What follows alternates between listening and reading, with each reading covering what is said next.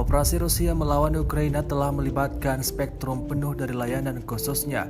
Seperti halnya banyak negara, Rusia memiliki sejumlah badan khusus yang memiliki tugas, peran, dan wilayah kerja sendiri-sendiri. Salah satunya adalah Dinas Keamanan Federal Federasi Rusia atau biasa dikenal dengan sebutan FSB. Tanggung jawab utamanya dalam keamanan negara mencakup kontra-intelijen, keamanan internal dan keamanan perbatasan, kontra-terorisme dan pengawasan serta menyelidiki beberapa jenis kejahatan berat dan pelanggaran hukum federal.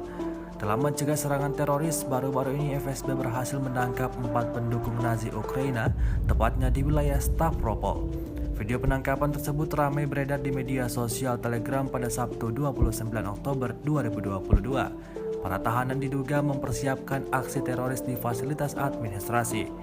Tampak dalam rekaman, Badan Keamanan Utama Rusia itu menyita beberapa senjata, bom rakitan, dan berbagai benda berbahaya lainnya. Selama interogasi, salah satu tersangka mengakui bahwa dirinya mengagumi regimen Azov dan siap bertarung di pihak angkatan bersenjata Ukraina.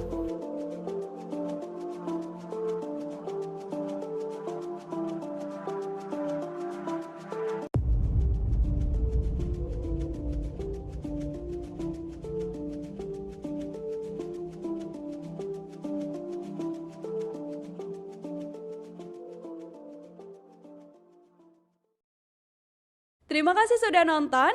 Jangan lupa like, subscribe, dan share ya.